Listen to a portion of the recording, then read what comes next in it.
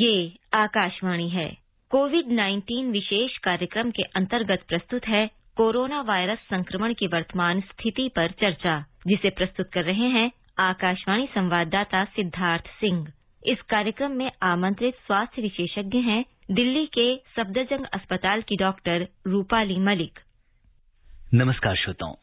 कहते हैं अपने हौसले को ये मत बताओ कि तुम्हारी परेशानी कितनी बड़ी है, अपनी परेशानी को ये बताओ कि तुम्हारा हौसला कितना बड़ा है। जी हाँ, अगर हमारा हौसला मजबूत है और सोच सकारात्मक है तो हम किसी भी चुनौती का सामना कर सकते हैं। ये हम सभी लोगों के अनुशासन और संयम का ही परिणाम है कि धीरे धीरे देश में कोविड के मामलों में कमी आ रही है। साथ ही स्वस्थ होने की दर में भी लगातार सुधार हो रहा है और ये 93% से भी अधिक हो गई है। लेकिन अभी खतरा बरकरार है, इसलिए हमें इसे लेकर पूरी सावधानी बरतनी है और कोविड एप्रोप्रिएट बिहेवियर का कड़ाई से पालन करता है। श्रोताओं, कोविड से संबंधित किसी भी जानकारी के लिए आप राष्ट्रीय हेल्पलाइन नंबर 1075 और 011-2397-8046 पर संपर्क कर सकते हैं। श्रोताओं, कोरोना जागरूकता श्रृंखला की आज की इस एडिशन के साथ मैं हूं सिद्धार्थ सिंह और कोरोना की वर्तमान स्थिति पर चर्चा करने और आपके सवालों का जवाब देने के लिए इस विशेष फोन इन कार्यक्रम में हमारे साथ हैं सफदरजंग अस्पताल नई दिल्ली के मेडिसिन विभाग में associate professor doctor Rupali Malik. Doctor Rupali का मेडिकल एकेडमिक्स और पेशेंट ट्रीटमेंट में लंबा अनुभव रहा है। डॉक्टर रूपाली, नमस्कार। कार्यक्रम में आपका स्वागत है। जी, धन्यवाद आमंत्रित करने के लिए सिद्धार्थ जी। श्रोताओं, कोरोना से संबंधित सवाल हमारे आज के एक्सपर्ट से टोल फ्री नंबर 1800-11-5767 और 011-233-1444 पर पूछे जा सकते हैं। आप हमारे ट्विटर हैंडल @AIR News पर #AskAIR पर अपने सवाल पोस्ट भी कर सकते हैं। डॉक्टर रूपाली, जैसा कि कार्यक्रम का नाम है कोरोना की वर्तमान स्थिति पर चर्चा, धीरे धीरे देश में कोविड के मामले कम हो रहे हैं, लेकिन खतरा अभी भी बरकरार है। आप कोविड की मौजूदा स्थिति को किस तरह देखते हैं? जी बिल्कुल सिद्धार्थ जी, आपने बिल्कुल ठीक कहा है कि जो कोरोना के केसेस हैं उनमें काफी कमी देखी जा रही है। अगर हम पिछले महीने से के मुकाबले अगर हम बात करें तो, बट खुशी केवल इस बात की नहीं होनी चाहिए कि हम कोरोना की लड़ाई में एक स्टेप अब आगे हैं, बल्कि हमें इस चीज के लिए तैयार रहना चाहिए कि ये लड़ाई यहाँ खत्म नहीं होगी। अगर केसेस कम भी हो जाते हैं तो उसका मतलब ये नहीं है कि हमने कोरोना के अगेंस्ट पूरी जीत हासिल कर ली है। अभी भी लड़ाई लंबी है और हमें आने वाले काफी समय तक ये जो कोविड अप्रोप्रिएट बिहेवियर्स हैं, इनका नियमित रूप से पालन करना बहुत जरूरी होगा। तो जो गलती हमने पिछली बार की है, जो कंप्लेसेंट बिहेवियर हमने पिछले साल कोरोना वेव के जाने के बाद दिखाया है, वो गलती हमें इस बार नहीं करनी होगी। जी। तो सबसे इम्पोर्टेंट मैसेज यही है कि आपको कोविड अप्रोप्रिएट बिहेवियर्स का नियमित रूप से पालन करना ही है। और डॉक्टर रूपाली, कोविड की दूसरी लहर जरूर कमजोर पड़ गई है, लेकिन अब इसकी तीसरी लहर को लेकर लोगों के अंदर डर है और कई आशंकाएं भी हैं, जिनमें बच्चों को लेकर खास चिंता जताई जा रही है। क्या कुछ कहेंगे इस बारे में? बिल्कुल, लगातार इस तरह की काफी सारी रिपोर्ट्स आ रही हैं कि जिसमें लोग दावा कर रहे हैं कि जो तीसरी वेव आएगी वो उम्मीद है शायद वो बच्चों को ज्यादा अफेक्ट करे। देखिए, इसका कोई हमारे पास प्रूवन एविडेंस नहीं है, तो मैं यही कहना चाहूंगी कि आप पैनिक ना करें, क्योंकि पैनिक करना इस समस्या का हल नहीं है। समस्या का हल क्या है? हल सबसे इम्पोर्टेंट यही है कि आप कोविड अप्रोप्रिएट बिहेवियर का पालन करते रहें और बच्चों को भी उस चीज की आदत डालें कि वो घर से बाहर निकले तो हमेशा मास्क लगा के जाएं। घर में जब भी वापस आएं या कुछ भी ऐसी चीज को छुएं तो नियमित रूप से आप अपने हाथों को धोते रहें और सोशल डिस्टेंसिंग का पालन करें।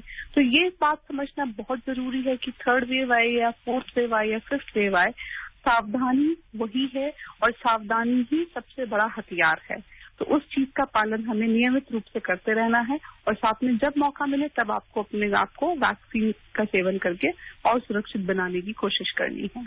और जब तक बच्चों के लिए वैक्सीन नहीं आ जाती तब तक हमें थोड़ा इंतजार करना होगा। डॉक्टर रूपाली, इस समय पोस्ट कोविड सिंड्रोम में सेकेंडरी इन्फेक्शन भी देखा जा रहा है। कई बार लोगों को जो भी पहले अस्पताल में थे घर आ गए हैं, दोबारा से हल्का बुखार या कुछ दूसरी कॉम्प्लिकेशंस रहती हैं, तो ऐसे में क्या करना चाहिए? जी बिल्कुल, देखिए ऐसा देखा जा रहा है, इसके बहुत से कारण हो सकते हैं। बहुत बार एक पोस्ट कोविड सिंड्रोम के नाम से जो एक चीज है कि लंबे समय तक आपको थकान रहना, बॉडी एक रहना, ये काफी लंबे समय तक, महीने भर तक, 2 महीने तक भी इस तरह के सिम्टम्स परसिस्ट कर सकते हैं आपको कोविड से रिकवरी के बाद भी।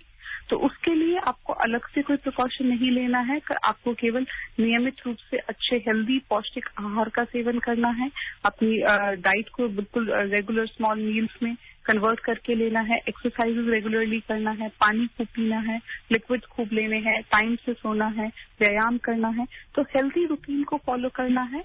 और बाकी और जो सेकेंडरी इन्फेक्शन है उसके कुछ कारण ऐसे भी हैं, जैसे जो शुगर के कुछ मरीज हैं, उनमें जब हम स्टीरॉयड जैसी दवाई देते हैं तो आपका इम्यून सिस्टम थोड़ा और सप्रेस हो जाता है, जिसके कारण बहुत से अन्य इन्फेक्शन, खासतौर पे फंगल इन्फेक्शन, जैसे कि आजकल बहुत सी बातें हो रही हैं म्यूकोरमाइकोसिस या ब्लैक फंगस को लेके, तो इस तरह के बहुत से इन्फेक्शन या बैक्टीरियल इन्फेक्शन भी हो सकते हैं। तो उसके लिए हमें केस टू केस बेसिस पे ही अपना वो करना होगा। उसके लिए कोई जनरल डायरेक्शंस नहीं है कि जिसका सब कोई पालन कर सके, बट आपको जनरल इंस्ट्रक्शंस में बस यही है कि आप अच्छा हेल्दी रूटीन फॉलो करें, अच्छा खान पान लें और अपना व्यायाम, योगा, नींद और पानी, इन सब का ध्यान रखें। जी, और आपने स्टेरॉयड की बात की है। हमारे एक लिस्टनर ने जानना चाहा है कि कोविड से पहले उन्हें कभी डायबिटीज की प्रॉब्लम नहीं थी, लेकिन इसके बाद उन्होंने करीब 10 से 15 दिन लंबे समय तक स्टेरॉयड का सेवन किया और अब उन्हें उनका ब्लड शुगर बढ़ा आ रहा है। तो क्या ये temporary increase in blood sugar है या ये एक उन्हें पोस्ट कोविड जो है ये सिंड्रोम हो गया है? जी बिल्कुल, देखिए ये स्टीरॉयड की जो दवाई है उसका एक अपना कॉम्प्लिकेशन होता है कि वो ब्लड शुगर लेवल्स को बढ़ाती है। देखिए स्टीरॉयड एक नॉर्मल हार्मोन है, हमारा जो बॉडी है उसका नॉर्मल हार्मोन है और उसको हम स्ट्रेस हार्मोन भी बोलते हैं। नॉर्मल समय में वो बॉडी में तब रिलीज होता है जब आपका बीपी कम होता है या शुगर कम होता है, तो स्टीरॉयड का काम होता है बीपी और शुगर को बढ़ाना। ठीक है, तो इसीलिए जब हम स्टीरॉयड देते हैं तो उसके साइड इफेक्ट के तौर पर भी ब्लड शुगर बढ़ जाते हैं। तो नॉर्मल लोगों में अगर ऐसा होता है तो उसमें जैसे ही आप स्टीरॉयड बंद करेंगे उसमें कुछ समय बाद वो शुगर लेवल्स नॉर्मल हो जाएंगे। बट अगर किसी को पहले से ही शुगर की बीमारी थी जिसका उसको पहले से पता नहीं था, बट अब स्टीरॉयड देने की वजह से वो अनमास्क हो गई है, तो फिर उसकी शुगर लेवल्स आपके हाई रहेंगे और उसको आगे अपना डायबिटीज के हिसाब से अपनी बाकी जांचें करा के उसके बारे में देखना होगा और उसका इलाज लेना होगा। जी, और अगर ये नॉन डायबिटिक है और स्टेरॉयड प्रोन अगर किसी को शुगर है, तो ये हम कितने दिनों तक माने कि इस समय तक रहता है, तो हम ये कह सकते हैं कि ये उससे नॉर्मल डायबिटीज नहीं है बल्कि ये स्टेरॉयड की वजह से है और ये समय के साथ ठीक हो जाएगी? जी बिल्कुल, देखिए अगर 1 से 2 हफ्ते के अंदर शुगर आपके लेवल सेटल कर जाते हैं तो मतलब वो केवल स्टीरॉयड का इफेक्ट था, बट अगर उसके बियॉन्ड भी अगर शुगर लेवल्स हाई रहते हैं तो फिर आपको डायबिटीज के लिए अपना चेकअप या इन्वेस्टिगेशन करा लेना होगा। जी, और कोविड से बचाव में डॉक्टर रूपाली वैक्सीनेशन की अहम भूमिका है और देश में तेजी से टीकाकरण अभियान चलाया जा रहा है। यहाँ पर खास बात ये बता दें कि भारत ने कोविड वैक्सीन की पहली डोज लेने वाले लोगों की संख्या के मामले में अमेरिका को पीछे छोड़ दिया है। अब कोविड से बचाव में वैक्सीनेशन की जो भूमिका है वो बहुत बड़ी है। आप इसे किस तरह से देखती हैं डॉक्टर रूपाली?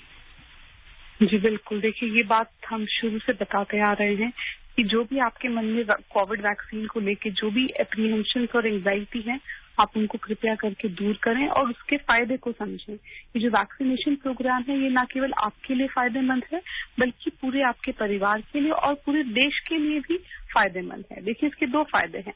आप वैक्सीन लेते हैं तो एक तो आपको खुद को प्रोटेक्शन मिलती है। अब ऐसे किसी की बात करें तो कोई 70, 80, 90% है, तो जितना भी है कम से कम 70, 80, 90% तक आपको खुद को भी प्रोटेक्शन मिलेगी। और इसके अलावा क्या होगा, जब बहुत सारे लोग एक साथ वैक्सीनेट होंगे तो जो कम्युनिटी लेवल पे जो ट्रांसमिशन हो रहा है उसमें भी कमी देखी जाएगी। तो उससे बाकी लोगों को जो चेन ऑफ ट्रांसमिशन है उसको भी हम ब्रेक कर पाएंगे। तो इसके 2 फायदे हैं, आपको इंडिविजुअल लेवल पर भी और आपको कम्युनिटी लेवल पर भी। और एफिकेसी की भी जहां तक बात की जाए तो सिवियरिटी ऑफ डिजीज को लेके इसमें काफी फायदा देखा गया है। काफी हद तक ये पाया गया है कि जिन लोगों में वैक्सीन लगी है उन लोगों में सिवियरिटी ऑफ डिजीज कम है। मैं ऐसा नहीं कहूंगी 100% है, क्योंकि लोगों को वैक्सीन लगने के बाद भी 2 डोजेस लगने के बाद भी सिवियर डिजीज और डेथ हुई है, बट फिर भी काफी हद तक यही देखा गया है कि जिन लोगों को वैक्सीन लगी थी उनमें सिवियरिटी ऑफ डिजीज और डेथ जो है वो काफी कम देखी गई है। तो ये बहुत इम्पोर्टेंट है और इसीलिए हमें वैक्सीनेशन को बहुत इम्पोर्टेंस देनी है और उसका जैसे ही आपको उपलब्ध होती है आपको वैक्सीन जरूर लगवानी चाहिए। और डॉक्टर रूपाली, देश में 2 वैक्सीन कोविशील्ड और कोवैक्सीन के बाद स्पुतनिक वी लोगों के लिए उपलब्ध हो रही है। इस बीच अच्छी खबर ये है कि सरकार ने हैदराबाद की वैक्सीन कंपनी बायोलॉजिकल ई के साथ 30 करोड़ वैक्सीन डोज का करार किया है। इस कंपनी के 3rd फेज का क्लिनिकल ट्रायल चल रहा है और इसका नाम आरबीडी प्रोटीन सब यूनिट टीका है। ये वैक्सीन अगस्त से मिलने की संभावना जताई जा रही है। इस वैक्सीन के बारे में आप क्या कहेंगी, क्योंकि कोवैक्सीन के बाद स्वदेशी वैक्सीन की ओर ये हमारा एक और कदम होगा? जी बिल्कुल, देखिए ये प्राउड मोमेंट है कि हम कोवैक्सीन के बाद एक और इंडिजिनस वैक्सीन को सामने लेके आ रहे हैं और जो भी अभी तक के जितना भी शोध किया गया है उसके हिसाब से जो है रिजल्ट प्रॉमिसिंग है, तो हम उम्मीद करते हैं कि अच्छी एफिकेसी देखी जाएगी। बाकी देखिए ये सब चीजें इवॉल्विंग सब्जेक्ट है, समय के साथ साथ ही हम समझ पाएंगे कि एग्जैक्टली किस वैक्सीन की कितनी एफिकेसी है। तो अभी के लिए तो बस एक अच्छी खबर है कि हमारे पास एक और वैक्सीन उपलब्ध होगी और खासतौर पे इंडिजिनस वैक्सीन उपलब्ध होगी। और जैसा कि इसमें आप कुछ लोग बताते हैं कि इसमें आरबीडी प्रोटीन सब यूनिट का वैक्सीन है, तो देखिए मुझे लगता है लेमैन को इस बारे में जानने की उतनी जरूरत नहीं है, बट फिर भी अगर आरबीडी प्रोटीन की बात की जाए तो एक रिसेप्टर बाइंडिंग डोमेन होता है। तो ये वैक्सीन उस प्रोटीन को टारगेट करता है जिसके द्वारा आपका कोरोना वायरस जो है आपके बॉडी में जिन रिसेप्टर्स से बाइंड करता है, तो उन बाइंडिंग रिसेप्टर्स को ये टारगेट करके उनके अगेंस्ट एंटीबॉडी बनाई गई है, ताकि कोरोना वायरस अगर आपके शरीर में एंटर करता है तो वो उसका प्रोटीन जो है वो काम ना कर पाए और वो रिसेप्टर्स से बाइंड ना कर पाए। तो ये एक इनोवेटिव तरीका है वैक्सीन बनाने का, और बाकी इसकी क्या एफिकेसी रियल लाइफ में होगी थोड़ा और समय देंगे। फेज 3 ट्रायल्स अभी चल रहे हैं, तब हमें ज्यादा बेहतर रिजल्ट मालूम पड़ेंगे। डॉक्टर रूपाली, आप कोरोना की रोकथाम और जागरूकता फैलाने में आकाशवाणी समाचार की भूमिका को कैसे देखती हैं? जी बिल्कुल, देखिए मैं आप लोगों को धन्यवाद कहना चाहती हूँ कि पिछले लगभग 1 साल से ज्यादा का समय हो चुका है और लगातार हर रोज आप देश के कोने कोने तक बहुत इम्पोर्टेंट मैसेजेस पहुंचा रहे हैं, अवेयरनेस क्रिएट कर रहे हैं। देखिए हर बार पहले भी हमने ये बात कही होगी कि ये कम्युनिटी वॉर है, एक पीपल्स वॉर है, तो इसमें जनता का सहयोग भी उतना ही जरूरी है जितना कि सरकार का या डॉक्टर्स का। तो जितना हम जागरूकता फैलाएंगे उतना ज्यादा चांसेस है कि हम इस लड़ाई से आगे उभर पाएंगे। तो ये बहुत इम्पोर्टेंट है और आप लोगों को मैं बहुत बहुत धन्यवाद देना चाहती हूँ कि हर मुद्दे पे आप जो देश भर के लोगों को आप जागरूकता फैला रहे हैं, तो मैं तहे दिल से उसके लिए आप लोगों को धन्यवाद देना चाहती हूँ। जी डॉक्टर रूपाली, और आप जैसे एक्सपर्ट्स का भी आभार है जिनकी मदद से हम जो सही सूचना है वो लोगों तक पहुंचा पा रहे हैं, उनके सवालों का जवाब दे पा रहे हैं, ताकि उनको सही स्थिति का पता चले, उनको सही तरीका पता चले और कोविड में कैसे रोकथाम करनी है, कैसे बचाव करना है, क्या कुछ करना है, किस तरह का हमें सावधानी हमें अपनानी है, इसके बारे में हम अपने श्रोताओं को बता पाते हैं। और इस बीच बहुत सारे श्रोता हैं जो आपसे सवाल करना चाहते हैं और आज के हमारे पहले कॉलर हैं दिल्ली से अंशु जी। हेलो जी अंशु जी, नमस्कार, कार्यक्रम में आपका स्वागत है। बताइए क्या जानना चाहते हैं? सर मैं यही जानना चाहता हूँ कि मेरे को बॉडी में वीकनेस लगती है, जरा सी एक्सरसाइज करता हूँ तो वीकनेस लग जाती है, तो क्या ये मेरी वीकनेस लो इम्यूनिटी से रिलेटेड होगी? क्या मेरी इम्यूनिटी लो होगी या ठीक होगी? आपको कभी कोविड तो नहीं हुआ था? नहीं सर, कभी कोविड नहीं हुआ, लेकिन जनरली मैं फैट हूँ और मैं एक्सरसाइज करता हूँ तो वीकनेस आ जाती है मुझे। जी डॉक्टर रूपाली, आमतौर पर इन्हें कमजोरी लगती है, हालांकि कोविड से बचे हुए हैं अभी तक, क्या कुछ कारण हो सकता है, कैसे बेटर कर सकते हैं? जी बिल्कुल, देखिए ये एक बहुत ही कॉमन कंप्लेन है कि लोग कमजोरी और वीकनेस जैसे कंप्लेंट्स लेके हमारे पास आते हैं। तो देखिए इसके बहुत से कारण हो सकते हैं। सबसे पहले तो इसके लिए आपको ये देखना होगा कि आपका हीमोग्लोबिन तो कम नहीं है या कोई और बीमारी तो नहीं है या आपको कोई हल्का बुखार तो नहीं रहता है। अगर इस तरह का कुछ नहीं है तो अगर आप नॉर्मल बस एक्सरसाइज करने के बाद आपको वीकनेस लगती है तो उसके लिए आपको थोड़ा मेहनत करनी होगी। एक तो आपको एक्सरसाइज, ऐसा नहीं है अगर आपको एक्सरसाइज करके वीकनेस लगती है तो आप एक्सरसाइज करना बंद कर दें, ऐसा ना करें। आपको फिर भी रेगुलर तौर पे व्यायाम करना होगा, एक्सरसाइज करनी होगी। जैसा आपने कहा कि आपका वेट थोड़ा ज्यादा है, तो वेट लूज करना बहुत जरूरी है। देखिए, मैं ये बताना चाहती हूँ, मोटापा एक बहुत इंपॉर्टेंट रिस्क फैक्टर है। एंड इवन कोविड के मरीजों में भी देखा गया कि जो लोग ज्यादा फैट होते हैं, मोटापा जिनका ज्यादा होता है, उनमें सिवियरिटी ऑफ डिजीज और डेथ भी ज्यादा देखी जाती है। तो मैं सभी से रिक्वेस्ट करना चाहूंगी कि मोटापा अपने आप में एक बहुत बड़ा कारण है कमजोरी फील करने का और अनहेल्दी फील करने का। तो उस चीज पे आप जरूर ध्यान दें, जितना हो सके एक्टिव रहें, वजन कम करें, अपना कार्बोहाइड्रेट और फैट्स को कम करें डाइट में, मिनरल्स और protein rich fruit, vegetables, fresh food, इनका सेवन ज्यादा करें, पानी ज्यादा पिएं। तो यही मैं आपसे कहना चाहूंगी जी। और मल्टीविटामिन या दवाइयों के पीछे उतना ना भागे। आप ले सकते हैं कुछ समय के लिए, बट ऐसा नहीं है कि आपको रेगुलर उस पे हर किसी को मल्टीविटामिन लेने की जरूरत है। और अब रुक करते हैं बिहार में सीतामढ़ी का, जहां से सुजीत पाठक जी हमारे साथ कार्यक्रम में जुड़ गए हैं। आइए जानते हैं क्या सवाल है उनका। सुजीत जी नमस्कार। नमस्कार जी सुजीत जी, बताइए क्या जानना चाहते हैं आप। नमस्ते मैम। हाँ जी नमस्ते। तो जानना चाह रहे हैं कि 100% अगर वैक्सीनेशन हो जाए जी तो क्या भविष्य में आगे कोरोना का खतरा नहीं रहेगा? जी डॉक्टर रूपाली, अगर सारे लोगों के अंदर वैक्सीनेशन हो जाता है तो क्या हम समझ सकते हैं कि हर्ड इम्यूनिटी आ गई है और कोरोना का खतरा टल गया है? देखिए, अभी फिलहाल के लिए वो खतरा टल जाएगा, बस पूरी तरीके से खत्म हो जाएगा ये कहना मुश्किल है, क्योंकि जैसा कि हम बताते आ रहे हैं कि वायरस है और वायरसेस नॉर्मली वो म्यूटेट करते रहते हैं, वो अपना स्वरूप बदलते रहते हैं। तो जो वैक्सीन अभी कारगर है, हो सकता है कुछ समय बाद कोई नया स्ट्रेन आ जाए तो हमें दोबारा से उस छोर पे काम करना पड़े। तो ये चीज हमें समझनी होगी कि ये जड़ से खत्म होना इतना आसान नहीं है, समय लगेगा। समय के साथ ही हमें इन सब प्रश्नों के उत्तर मिल पाएंगे, बट अभी के लिए ये है कि आप वैक्सीन जरूर लें, कम से कम हम इस समय से आगे निकलें। उसके बाद क्योंकि समय के साथ जैसे जैसे स्वरूप बदलता है और देखा गया है कि ज्यादातर वायरसेस थोड़े कमजोर पड़ जाते हैं, तो हम ये उम्मीद करते हैं कि हो सकता है समय के साथ कोरोना वायरस भी कमजोर पड़े और हम साथ में वैक्सीनेशन करेंगे। तो उम्मीद है कि हम आगे सफलता ही प्राप्त करेंगे, बाकी 100% खत्म कर पाएंगे कि नहीं ये कहना मुश्किल है। बिल्कुल डॉक्टर रूपाली, अब इस समय न्यू नॉर्मल का समय है और अब इस समय मास्क के साथ हमें जिंदगी गुजारनी पड़ रही है और जो भी कोविड एप्रोप्रिएट बिहेवियर्स हैं, तो बहुत सारे लोग ऐसे हैं, अगर ऐसे में हम देखें तो स्पेशली अगर हम बच्चों की और बुजुर्गों की, दो ऐसे लोग हैं जिनकी अगर हम बात करें तो बहुत सालों से घर पे हैं, बच्चे स्कूल नहीं गए हैं। ऐसे में कई बार मन में तनाव हो जाता है, कई बार बहुत वो ऐसा फील करते हैं घर में रहते हुए, तो कैसे हम उस सिचुएशन को कैसे हैंडल करना चाहिए? जी बिल्कुल, देखिए ये बहुत ही आपने इम्पोर्टेंट एक सवाल पूछा है, जिससे कि मुझे लगता है इस समय हर घर में लोग जूझ रहे हैं।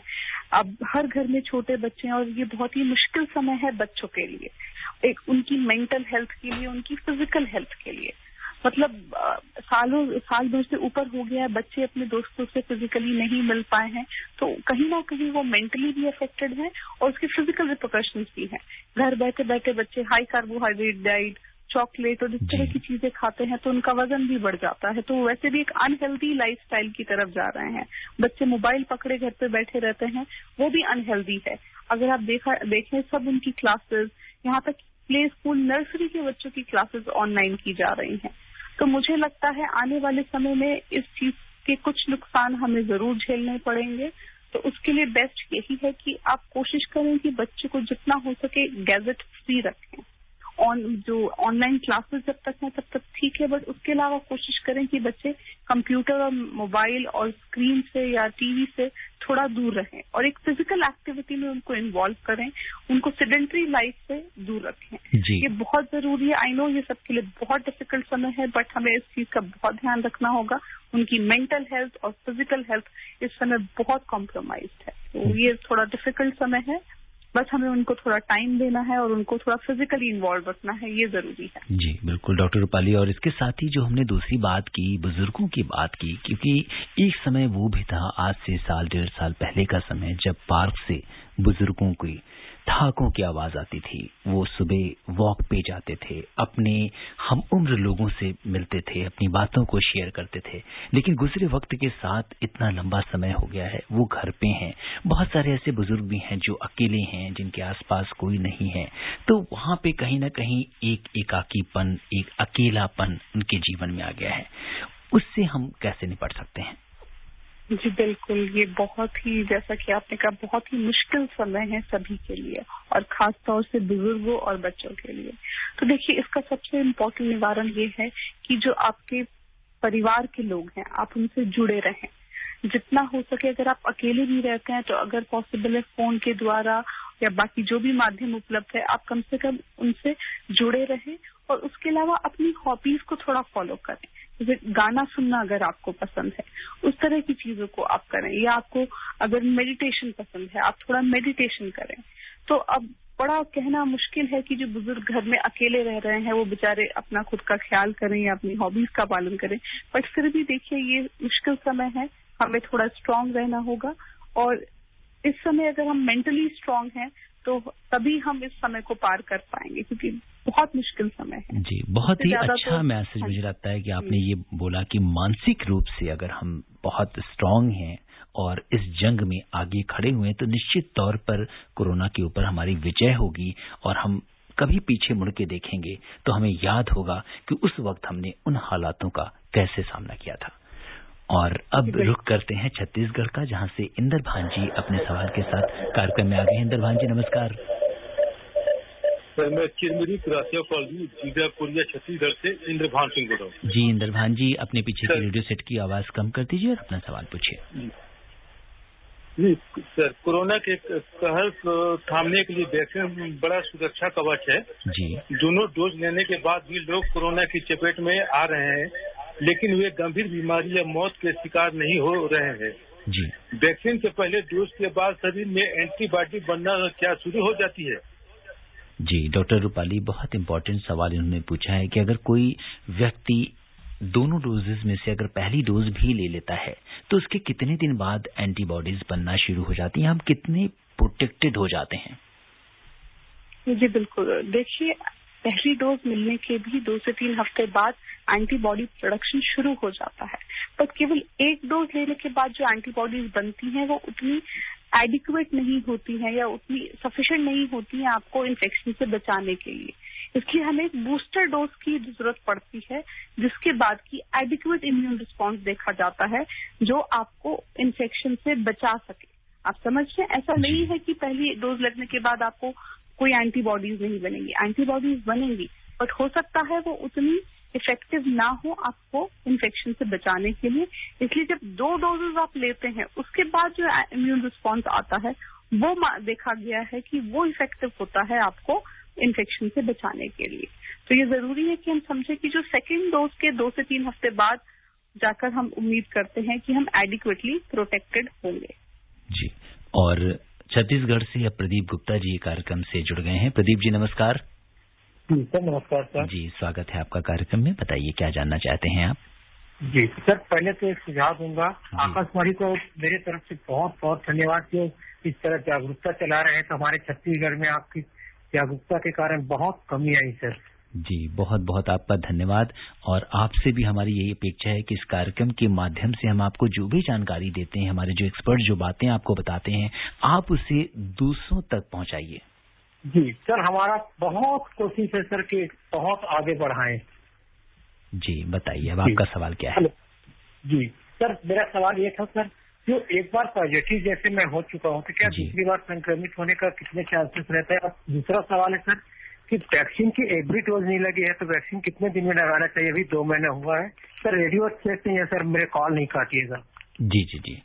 डॉक्टर रूपाली, पहली बार एक बार पॉजिटिव हुए हैं 2 महीने पहले, तो दोबारा पॉजिटिव होने की संभावना कितनी होती है? जी बिल्कुल, देखिए, ऐसे बहुत से केसेस देखे गए हैं जिसमें कि एक बार इन्फेक्शन होने के बाद दूसरा इन्फेक्शन भी आया गया है। तो बट जो हम नॉर्मली देखते हैं कि जो नेचुरल इन्फेक्शन है उससे कम से कम 3 से 6 महीने तक के लिए आप प्रोटेक्टेड रहते हैं। तो 3 से 6 महीने के बाद हो सकता है आपको दोबारा से भी इन्फेक्शन हो जाए। और जो वैक्सीन की बात की आपने कब ले सकते हैं, तो जो आइडियल सिचुएशंस में जो रिकमेंडेड है वो है कि रिकवरी के आप 4 से 8 हफ्ते बाद, यानी कि 1 से 2 महीने बाद रिकवरी के आप वैक्सीन ले सकते हैं। बट अब जो लेटेस्ट गाइडलाइंस है उसमें वो ज्यादातर 3 महीने के बाद रिकमेंड करते हैं कि आप 3 महीने के बाद ही सेकेंड डोज लें तो बेहतर होगा। जी। और मैडम मेरा इससे और सवाल था कि जैसे कमजोरी आने पर इसकी कुछ मेडिसिन लेना चाहिए या खान पान से हो जाता है? देखिए, आप खान पान अच्छा रखेंगे तो वो ज्यादा बेहतर रहेगा। अगर उसके अलावा कुछ समय के लिए मल्टीविटामिन वगैरह लेना चाहते हैं तो आप ले सकते हैं। जो भी मल्टीविटामिन टैबलेट्स रूटीनली अवेलेबल होती हैं आप कुछ उनका सेवन कर सकते हैं 1 से 2 महीने के लिए। उसके अलावा अपना खान पीन, एक्सरसाइज रूटीन वो अच्छा रखें।